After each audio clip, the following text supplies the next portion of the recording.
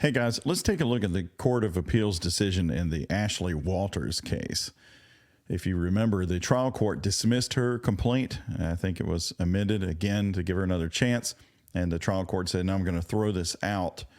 And let's look at why and then what the Court of Appeals had to say, because they delivered a pretty big victory for Ashley Walters. So in the original lawsuit, she alleged various types of abuse by Manson toward her and other defendants.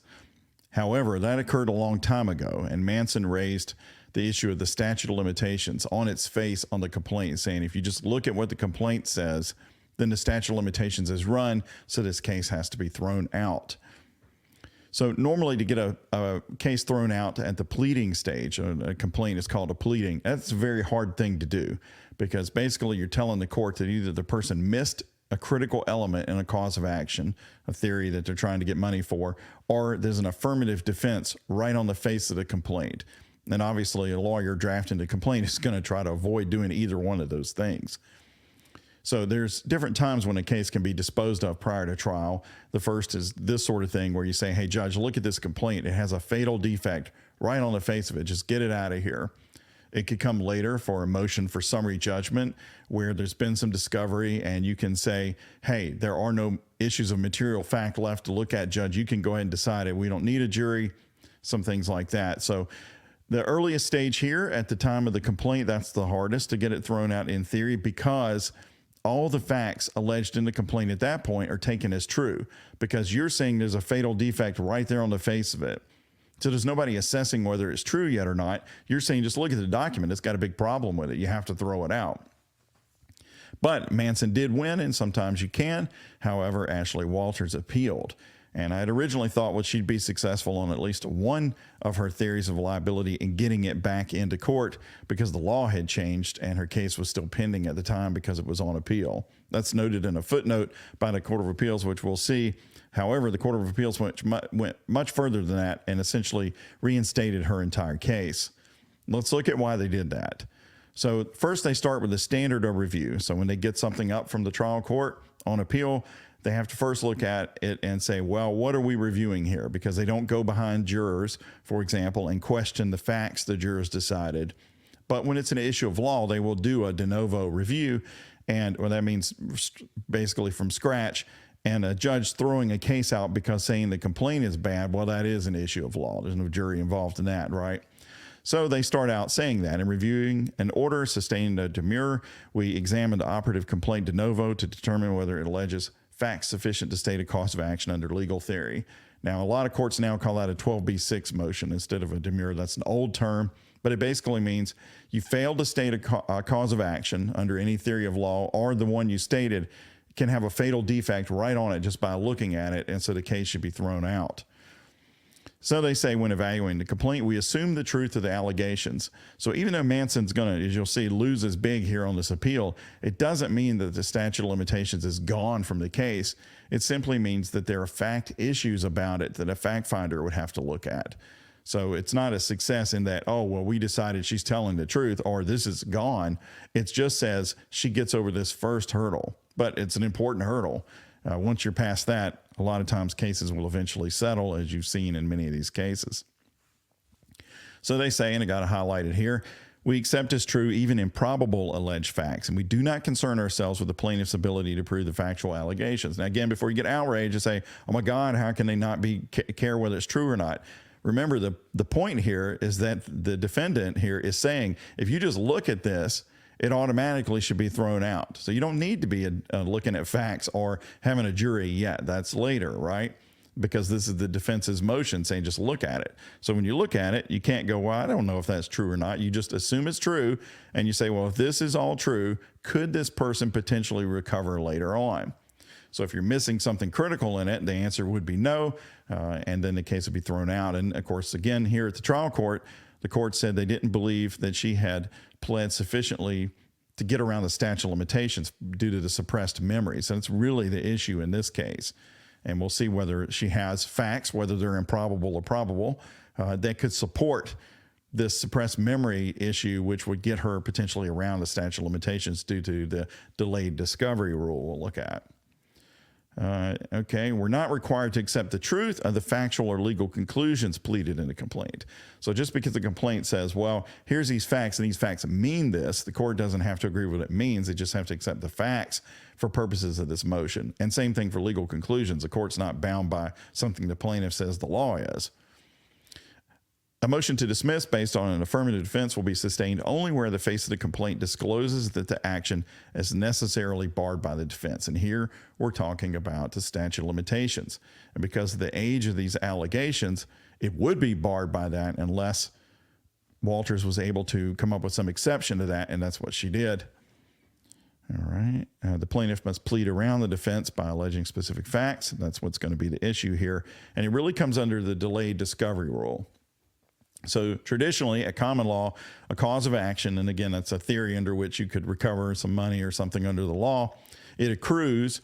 In other words, it becomes available to you when it is complete with all of its elements, those elements being wrongdoing, harm, and causation. So traditionally, that's when the statute of limitations begins to run. If you run into the back of my car when I'm in it and I get out and say you dented my bumper, the statute of limitations is going to start running that day, right? That's a simple one, right? All right. And here they say that the statute of limitations runs from the occurrence of the last element essential to the cause of action. But an exception to the general rule of accrual is the delayed discovery rule. And this rule varies in different states and things like that. But of course, we're looking at California and what they say about it. It postpones accrual of a cause of action until the plaintiff discovers or has reason to discover the cause of action. Okay, so that's that can be a latent defect or something like that. We do have that in this state, that you couldn't have discovered it with due diligence and such. Then you'd have to look at a statute of repose to potentially bar it. Anyway, let's stick with California.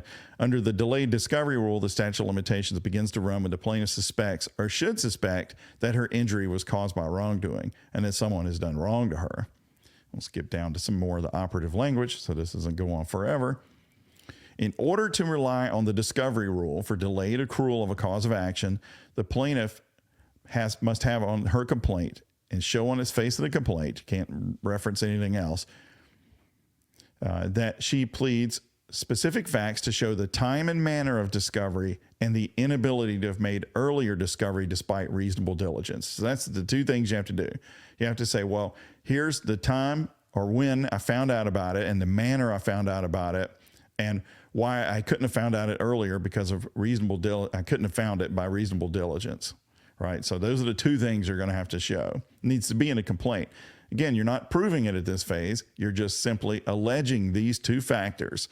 If you allege these two factors successfully, then your case gets past the motion to dismiss. It could be killed later on a summary judgment or at trial, even on the statute of limitations. But at this point, it would make it if you have those two things. Did she have those two things? And the Court of Appeals says yes. So Walters, they say, does not dispute that without the benefit of this delayed discovery rule or equitable estoppel, that means saying the defendants did something so bad you're just not going to let them use the statute of limitations, that her claims accrued in 2011 and would be time barred, at least as far as the 2-year statute of limitations is concerned. And then in that footnote that I mentioned earlier, that the law changed at least as to one cause of action, so it would have made it regardless. They say even Manson concedes that, or the Manson defendants, they call them.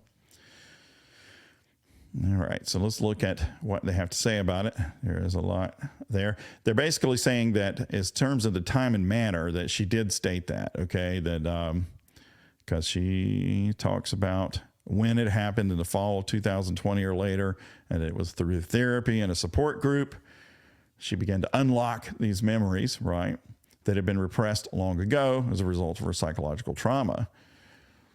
And then she had complex post-traumatic stress disorder, major depressive disorder, generalized anxiety disorder. And that these things, the therapy and such, helped her understand the extent and wrongfulness of and recall all the abuse by Warner. So they say that the Manson defendants aren't contending against this element of the discovery rule allegation she has to make. They say the Manson defendants do not argue these allegations were inadequate as to time and manner. Of course, that doesn't mean they agree with them. They're just saying if the court's right here, that, okay, they at least admit that she stated those things, the two things. It really comes down to the second part, which is, should you have known about this with some reasonable diligence? Would you have known you were abused by this guy? And was that really locked up in your mind? That's where the fight is on this case, which you probably already know. So here we go. As to the second element, the complaint alleged the psychological mechanisms by which Walters suppressed the memories of Manson's conduct, and she failed to perceive any harm from his conduct. And here I've got highlighted something I thought was where the rubber hit the road. As a victim of a previous sexual assault, Walters alleged she unconsciously used defense mechanisms to survive his abuse.